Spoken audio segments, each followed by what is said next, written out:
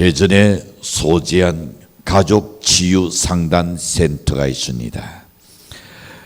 남편과 함께 신앙생활하는 52명의 아내들을 상대로 남편에 대한 만족도를 조사한 결과입니다. 남편의 신앙생활의 연수가 1년에서 5년 미만인 사람은 37.5%가 만족하다. 6년에서 10년 미만의 사람은 60%가 만족하다. 10년 이상 된 사람은 80%라는 만족도가 나왔다는 설문조사입니다. 이처럼 남편의 신앙생활의 연수가 길면 길수록 아내들이 남편의 만족도가 대단히 높은 것으로 나타났다는 겁니다. 여기서 우리가 알 수 있듯이 그 집안의 가장인 남편이 신앙생활을 잘하면 잘할수록 그 가정이 행복하다는 사실을 우리에게 보여주고 있습니다. 잠언 15장 16절과 17절에 보시면 이렇게 날씬합니다. 갓산이 적어도 여호와를 경외하는 것이 크게 부하고 번뇌하는 것보다 나으니라. 채소를 먹으며 서로 사랑하는 것이 살찐 소를 먹으며 서로 노하는 것보다 미워하는 것보다 나으니라. 다시 말해서 하나님을 잘 섬기고 서로 사랑하며 살아갈 때에 비로소 행복한 가정을 이룰 수 있다는 말씀입니다. 그러나 아무리 잘 먹고 잘 산다 해도 서로 미워하며 산다는 그 가정은 지옥과 다를 바가 없습니다. 성경은 행복한 가정을 이루고 사는 비결을 말씀합니다. 아내들에게 말씀합니다. 남편에게 순종하라, 복종하라, 순독하라 라고 이야기합니다. 남편은 그 대신 이렇게 말씀합니다. 아내를 네 몸과 같이 사랑하라. 심지어는 뭐라고 이야기하냐면 주님께서 교회를 사랑한 같이 목숨을 드리는 사랑을 요구하고 있습니다. 남편들아, 예수가 우리를 위하여 십자가 달려서 돌아가신 것 같이 네 생명을 다해서 아내를 사랑하라 그랬습니다. 그렇다면 첫 번째 생각해 봅니다. 좋은 남편은 어떤 남편이어야 하는가? 자, 남편들에게 자기 아내를 사랑하라고 주님 말씀합니다. 에베소서 5장 25절에 보면 이렇게 말씀합니다. 함께 읽을까요? 시작. 남편들아, 아내 사랑하기를 그리스도께서 교회를 사랑하시고 그 교회를 위하여 자신을 주신같이 하라. 26절의 말씀입니다. 이와 같이 남편들도 자기 아내 사랑하기를 자기 자신과 같이 할지니 자기 아내를 사랑하는 자는 자기를 사랑하는 것이라. 이 진리를 깨달을 줄 알아야 합니다. 남편들은 아내를 예수님께서 교회를 사랑하듯이 자기를 또한 사랑한 것 같이 사랑하라고 말씀합니다. 다시 말하면 너무 이기적으로 남자가 살려고 하지 말고 아내를 사랑할 줄 알아라. 그러는 사랑하지 않는 남편도 있나요? 주님께서 노라고 이야기하는 네 생명을 드림같이 희생할 줄 알아야 한다. 예수님의 사랑은 그야말로 희생적인 사랑입니다. 우리 죄를 위하여 주님께서 십자가에 못 박혀 죽으심으로 인하여 우리 죄를 대속해 주시고 구원해 주시는 희생적인 사랑을 우리에게 보여주셨습니다. 그러므로 좋은 남편은 어떤 남편이어야 할까? 첫 번째 생각해 봅니다. 사랑은 주고 또 주는 거다. 저는 그렇게 생각합니다. 뭘 주느냐? 아낌없이 주고 용서해 주고 선교 주고 베풀어 주는 것이다. 누가 누구에게 해야 한다고요? 남자들은 대답을 안 하는 거 봐요. 주기가 아까운지. 자, 남자들에게 이야기합니다. 남편들아, 네 아내에게 사랑을 아낌없이 주고 서로 그가 잘못했더라도 또 용서해 주고 그리고 그를 잘 섬겨주고 그리고 베풀어 주는 거다. 하나님께서 우리에게 나타나는 건 이야기입니다.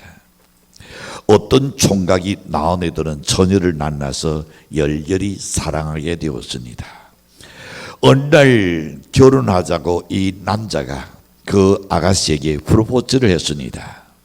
니스를 위해서라니 나는 목숨이라도 다칠 각오가 되어 있어. 감동적인가요? 그런데 이 여자가 재치 있게끔 뭐라고 이야기하는 이렇게 말합니다. 저를 위해서 죽을 각오까지 할 필요는 없어요. 죽지 마세요. 단 죽을 각오가 되어 있다면 평생 저녁 설거지나 해주는 데요. 그러나 이 총각이 그 말을 듣는 순간에 대답을 못하고 한참 노노리고 있었습니다. 아무래도 그거는 좀 곤란할 것 같은데요. 한마디로 이 총각은 사랑이 뭔지를 모르는 남자입니다. 사실 아내는 남편의 사랑 하나만 바라보고 삽니다. 뭘 보고 여론을 만나서 왔으니까. 그렇게 좋아하던 가족들과 엄마 아빠를 다 떠나서 여르게 왔느냐 말입니다. 뭘 보고? 남자의 사랑 하나를 보고. 가난하게 살아도 쫀절하지 부족해도 여자는 남편의 사랑만 있으면 행복할 수 있는 줄로 믿습니다. 그렇기 때문에 아내에게 최고의 보약은 뭘까요? 남편의 사랑입니다. 자기를 위해서 헌신하고 자기를 위해서 희생하고 자기를 위해서 담과 낮을 모르고 뛰는 그 모습을 볼 때에 정말로 참 책임감을 다하는 그 남편의 사랑, 거기에 아내는 힘과 용기를 얻게 되죠.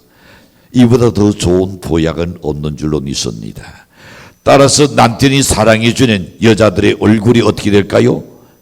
환해집니다. 그렇습니다. 환해져요.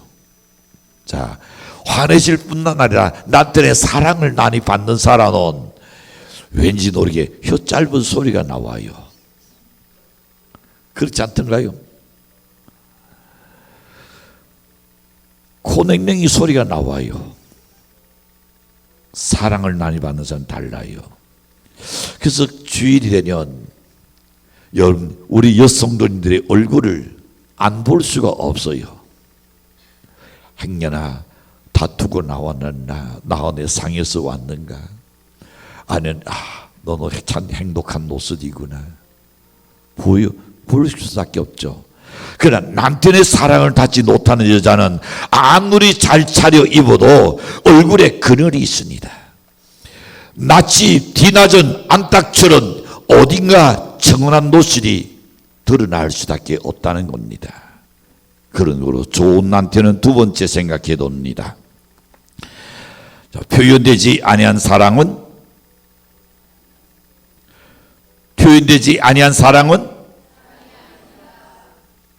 남자들은 소리 안 나와요. 자, 다시 남자는 해봅시다. 남자다. 표현되지 아니한 사랑은 여론이 고백했어요. 대부분 남자는 자기 아내를 사랑하는 방도들 잘 몰라요. 우선 사랑은 담고 담아야 합니다. 뭘 담아야 할까요? 마음에 담아야 합니다. 입술에 담아야 합니다. 손에 담아야 합니다. 그런데 이 세상에 자기 아내를 사랑하지 않는 남자는 어디 있겠습니까? 그러나 모든 남자에게는 자기 아내 사랑하는 마음이 있을 겁니다. 그런데 문제는 자기 아내를 사랑하는 마음만 가지고 있지 그 사랑을 조금도 표현되지 않는다면 그는 사랑이 아니다 그랬습니다. 표현되지 않는 사랑은 사랑이 아니요. 영국의 유명한 사상가요, 역사가요, 문필에 능통했던 토마스 칼라일이 있습니다. 아주 신경질적인 사람입니다. 자기 부인을 멸시한 아주 고약한 그런 사람으로 참 일어나 있습니다. 세상에는 유명한 사상가요, 역사가요, 문필가를 할지라도 자기 아내에게는 빵전이요.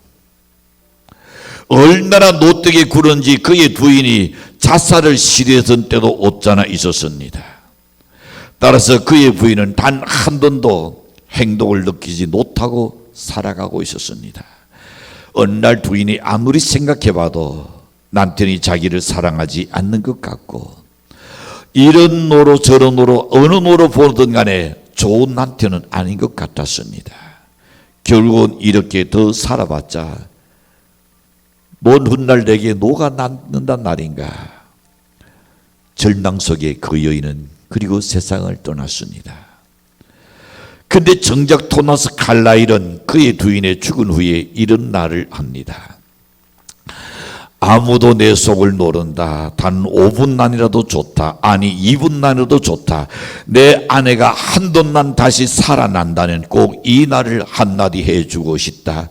그것은 내가 아내를 사랑하고 있었다는 사실이다. 근데 내 아내는 그런 사실을 전혀 모르고 죽었다.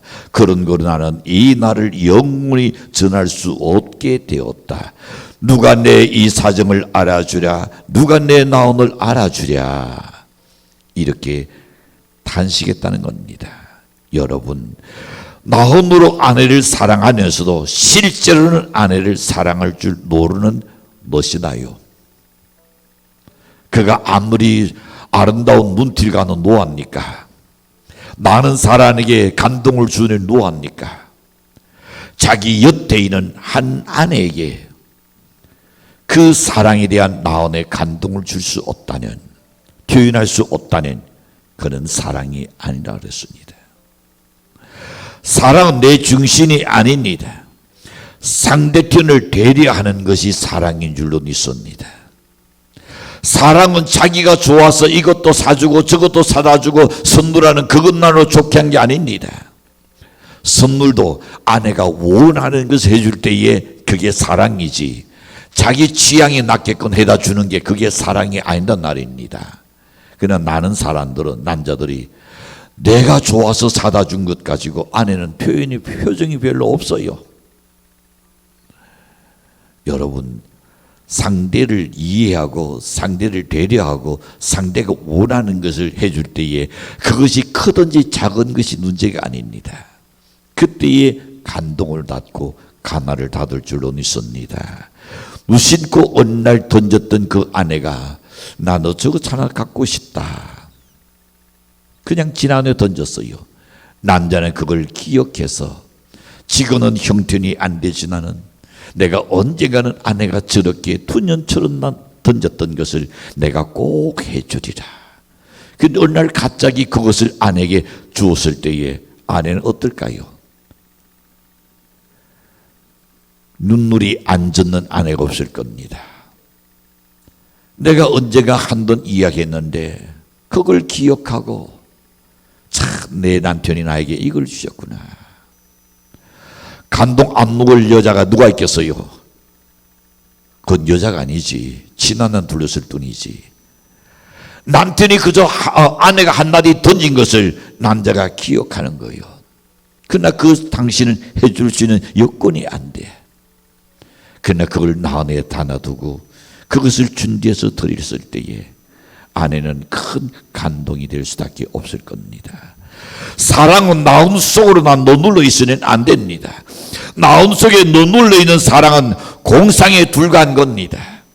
사랑은 표현이 되어져야 할 줄로 믿습니다. 그래서 그 사랑을 상대편이 알도록 밖으로 그 사랑이 나타나야 합니다. 표현되지 않는 사랑은 더 이상 사랑이 아니라 그랬습니다. 아내가 간사하거나 행동을 느끼지 못하는 그런 남성들이요, 세월이 지나면 자신에게 행동에 대하여 반드시 후회할 날이 옵니다. 성경이 뭐라고 이야기했습니까? 귀히 여기라. 그렇지 않으면 너 자신을 위해서다 그랬습니다. 젊을 때는 내가 어때? 내가 건강한데, 내가 직장도 좋고 내가 명예도 있고 그러나 성경이 노랬으니까 언젠가는 이 자신을 위해서도 아내를 귀히 여기라. 그래서 요즘 뭐가 늘어납니까? 남자가 아내를 싫어서 이혼하겠다는 항원율이 높습니까? 아니요. 남자들은 이제 60이 넘어서 70이 가까운데 그 아내를 떠나면 내가 어떡하려고 살려고 합니다. 누가 싫다고요? 아내가 싫다는 겁니다. 왜 당신이 내가 싫으냐? 생각지 못하던 조목조목 이야기합니다. 당신은 나를 사랑하는 것이 아니었어. 의인과 책이 있으실지 몰라도 여러분, 사랑은 나 안에만 담고 있으면 안 된다는 겁니다. 내 입에 사랑이 담겨야 합니다. 표현이 되어야 할 줄로 믿습니다. 아이고, 나는 원래 표현을 못해요. 그 웃기는 소리 한다 그래요. 진짜 사랑하는데 왜 표현 못합니까? 손에 사랑이 담겨 있어야 합니다. 그래서 아내의 손을 잡아주기도 합니다. 때로는 아내에게 포옹도 할 수 있을 겁니다. 사랑은 여러 가지로 그때그때 상황에 따라서 그것이 나타나야 합니다. 그건 아내가 남편의 내 사랑을 받지 못하는 어떤 일이 생길까요? 남자에게 아내가 사랑을 받지 못하는 사나운 안사자가 돼가지고 그 집은 슬픔의 둥우리가 돼버리고 말 겁니다. 지식을 따라서 그 성경은 말씀합니다. 지식을 따라 아내와 동거하고 아내를 귀히 여기십시오. 이것이 주님의 명령입니다. 두 번째 생각해 봅니다. 좋은 아내는 어떤 아내여야 할까요? 잠언 18장 22절에 보시면 아내를 얻는 자는 뭘 얻고 여호와께 은총을 받은 자니라. 아내를 얻은 남자는 복을 받은 사람입니다. 근데 그 복을 받은 복을 몰라요. 나가는 다 있다고 생각해요. 사람은 많아도 여자는 많아도 자기 아내는 몇 명? 하나밖에 없어요. 예. 그 다음에 다시금 잠언 19장 14절에 보시는 이렇게 말씀합니다. 집과 재물은 조상에서 상속되거니와 슬기로운 아내는 어떻게? 여호와께로서 날려놓으니라. 슬기로운 아내는 하나님을 잘 믿는 그 여인으로서 온다 그랬습니다. 왜냐하면 여러 가지 이런저런 일로 불편해도 신앙생활하는 사람은 하나님의 날선을 생각하면서 또 인내하고 자기를 다스리면서 가정을 잘 꾸려나가려고 애를 씁니다. 남자는 부모로부터 나는 재산과 좋은 지도를 눌려받을 수 있습니다. 그러나 슬기로운 아내를 얻게 되는 것은 오로지 하나님께로부터 오는 축복이라는 것을 믿으시기를 바랍니다. 그래서 첫째 보이는 성경은 좋은 아내를 어떤 아내라? 슬기로운 여인이다. 지혜로운 여인으로 표현했습니다. 잠언 14장 1절에 보면 무릇 지혜로운 여인은 자기 집을 지키되 미련한 여인은 자기 손으로 어떻게 한다? 그것을 허노니라. 다시 말해서 시집갈 때에 아무것도 없었던 그런 가정이 이 여인이 집에 들어옴으로 인하여 전전지단이 좋아진다는 이걸 말씀합니다. 가문에서 좋은 인물이 나왔다면 이 여인의 집을 세운 지혜의 여인인 줄로 믿습니다. 그러나 미련한 여인은 자기 집으로 자기 손으로 그것을 헐어버린다 했습니다. 그래서 남자는 집을 짓고 여자는 가정을 만들어야 하는 겁니다. 가정은 여자가 만드는 겁니다. 탈무드에 보시는 여자는 남자의 집이라 그랬습니다. 따라서 아내가 좋은 가정을 만들면 남자는 평생 좋은 가정에서 행복하게 살 수 있습니다. 따라서 여자가 집을 궁궐처럼 꾸려놓으면 그 남자는 평생 궁궐에서 쾌적하게 살아갑니다. 여자가 집을 지저분하게 만들어 놓으면 그 남자는 평생 어디서 살까요? 쓰레기더미에서 불쾌하게 살 수밖에 없습니다. 그래서 잠언 13장 20절을 보시는 이렇게 말씀합니다. 지혜로운 자와 동행하는 무엇을 얻고 지혜를 얻고 미련한 자와 사귀는 해를 받느니라. 그렇기 때문에 우리가 평소에 누구를 가까이 하고 누구와 함께 지내냐는 것은 매우 중요합니다. 지혜로운 자와 함께하는 그 사람을 통해서 지혜를 얻게 된다 그랬습니다. 따라서 남자들이 좀 모자란다 할지라도 지혜 있는 여자와 결혼하여 살게 되면 부족한 남자도 그 아내로 말미암아 지혜를 얻어서 사람이 달라지는 겁니다. 이런 말 있지 않습니까? 바보 온달도 누구를 만나서 평강 공주를 만나서 고구려의 저 장수들 중에 장군이 된 사람이 바로 바보 온달이었습니다. 그래서 사람은 10번 태어난다는 말이 있습니다. 이 세상에 태어날 때부터 완전한 사람은 아무도 없습니다. 살아가는 동안에 태어나고 또 변하고 또 변하는 겁니다. 살아가면서 철도 듭니다. 새로워집니다. 인격도 훌륭해지는 겁니다. 이처럼 사람은 살아가는 동안에 만들어지는 겁니다. 따라서 우리가 살아가는 동안에 점점 좋은 사람으로 변해야 할 줄로 믿습니다. 그런데 모두가 그런 것은 아니지만은 남자는 어떤 여자와 함께 사느냐 하는 것에 따라서 결정적으로 좋아질 수도 있고 나빠질 수도 있다는 것을 성경은 말합니다. 아무리 남자가 강하고 때로는 여자가 약해 보여도 여자는 자기 남편을 변화시키는 힘이 있습니다. 그래서 그의 어머니가 30년 동안 교육을 해놓은 남자를 지혜로운 여자가 들어오면 3년 이내 바꿔놓는다는 말이 있습니다. 따라서 한 남자의 인생을 바꿔놓을 수 있는 사람은 바로 그의 아내입니다. 슬기로운 아내입니다. 자기 남편을 훌륭하게 변화시킬 수 있는 아내인 줄로 믿습니다. 아내의 힘이 이만큼 크다는 겁니다. 두 번째 보시는 여자는 마음이 곧고 착해야 한다 그랬습니다. 얼굴은 예쁘지만은 교양이 없어서 말도 함부로 내뱉고 자녀 교육은 완전 제로고 교난에서 행동도 아무렇게나 한다는 무식한 지혜 없는 여자를 일컬어 성경은 이렇게 말합니다. 잠언 11장 22절에 보낸 아름다운 여인이 산가지 아니하는 것은 낯이 돼지 코에 노다고요? 돼지 코에다 건고리를 달고 다니는 이건 얼마나 웃기겠습니까? 상상만 해보시지요. 바로 미련한 여자 두고 한 이야기입니다. 오죽하는 영국의 대눈으로 오르는 섹스티어를 이야기합니다. 섹스티어가 이런 말합니다. 아름다운 아내를 가진다는 것은 지옥이다. 아름다운 아내를 가진 것이 행복이 아니고 섹스티어가 아름다운 아내를 가진 것은 지옥이다 그랬습니다. 아름다운 아내보다 더 중요한 것은 뭘까요? 마음이 곧고 착해야 하는 겁니다. 그래서 우리나라의 여름 가요 중에 가사 기억납니까? 얼굴이 예쁘다고 여자냐? 과거는 한곡 좀 뽑아보놓고 이제는 아는 척하래요. 마음이 착해야 여자지. 살아보니까 얼굴 가지고는 안 되더라 이 말입니다.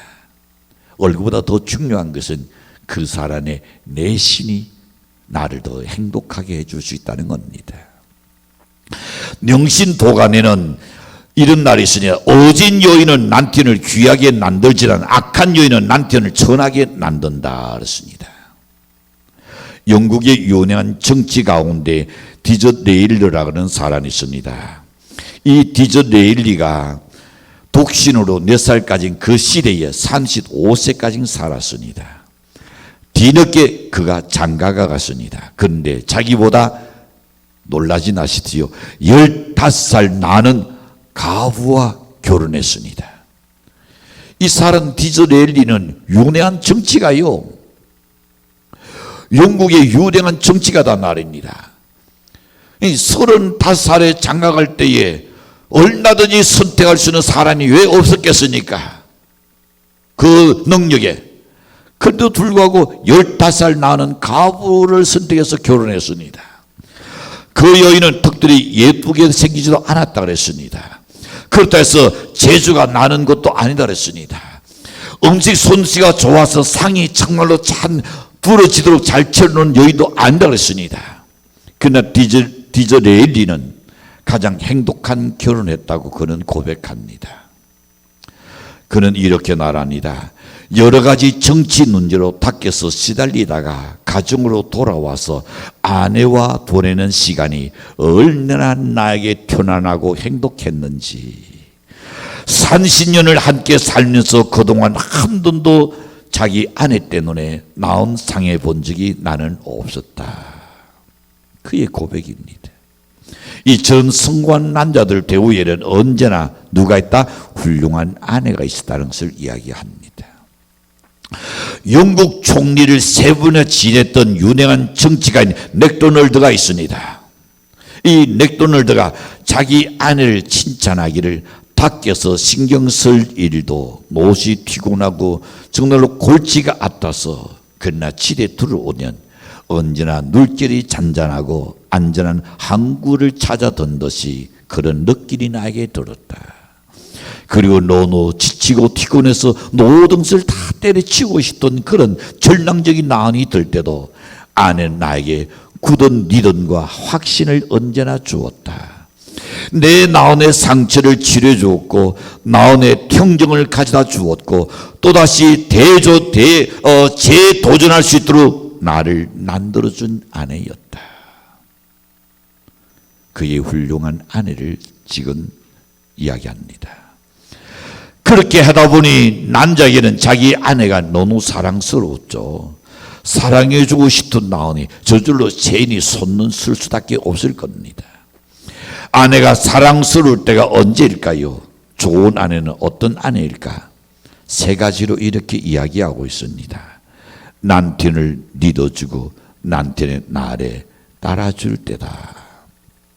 2번째는 남편을 인정해주고 높여줄 때다. 3번째는 남편의 감정을 이해해줄 때다 그랬습니다. 자, 여러분, 아내가 이렇게 남편에게 복종하고 순종하고 따를 때는 평소에 남편으로서 존경받고 인정받을 만한 그런 바탕이 평소에 있었기 때문에 따라주고 순종하고 그런 겁니다. 탈무드에 보낸 유대인의 부모들은 여자아이를 시집 보낼 때에 반드시 이런 말을 들려줍니다. 딸아, 네가 나를 남편을 왕처럼 존경한다면 그는 너를 여왕처럼 우대할 것이고 네가 계집종처럼 처신한다면 남편은 너를 노예처럼 다스릴 것이다. 네가 너무 자존심을 내세워서 남편에게 봉사하기를 싫어한다면 그는 신으로 너를 하녀같이 둘릴 것이다. 만일 남편이 친구 집을 방문하러 갈 때는 목욕도 하게 하고 논치장도 잘해서 보내도록 하라. 남편의 친구가 집에 놀러 왔을 때는 극진히 대접해서 남편을 자존심을 세워주라. 그리하면 남편으로부터 기운을 받게 될 것이다. 언제나 가정에 나온을 쓰고 그의 소지투의 기중이 여기라. 그러니 남편은 기꺼이 네 누리 위에 관을 세워줄 것이다. 동의합니까? 이제 여자들이 대답해 놓은 봐요. 남자는 대답, 야, 기가 막히게 이건 알아듣는 것 같아. 예, 여자들에게 그렇게 하라 그랬습니다. 자, 서로 사랑하는 만큼 행복해질 수 있습니다. 서로 사랑하는 만큼 가정 천국이 이루어질 수 있습니다. 따라서 하나님을 경외하고 서로 사랑하며 아내를 남편을 그야말로 높이고 남편은 아내를 귀히 여길 때에 그 가정은 사막 가운데 오아시스처럼 환난과 모든 실이 나는 이 세상에서 참 안식을 제공해주는 행복한 가정이 됩니다. 그렇다면 바울같이 평생에 혼자 산 사람은 그건 어떡합니까? 아내도 없는데 자식도 없는데. 그런데 예수님께서 이렇게 말씀합니다. 계시록 22장 17절에 보면 모든 성도는 예수의 신부라고 말씀했습니다. 우리의 신랑 되신 예수 그리스도는 우리에게 항상 사랑과 인내와 용서와 관용으로 여러분에게 그야말로 곁에 계시면서 단 한 번도 우리를 실망시키지 아니하셨습니다. 우리 곁을 떠나지도 아니하십니다. 여러분이 찾을 때에 항상 만나주시고 여러분에게 실망과 낙심과 절망 가운데 있을 때에 소망과 용기를 주시는 신랑 되신 예수 그리스도의 은총을 누리는 여러분 되실 주인으로 간절히 축복합니다. 기도합니다.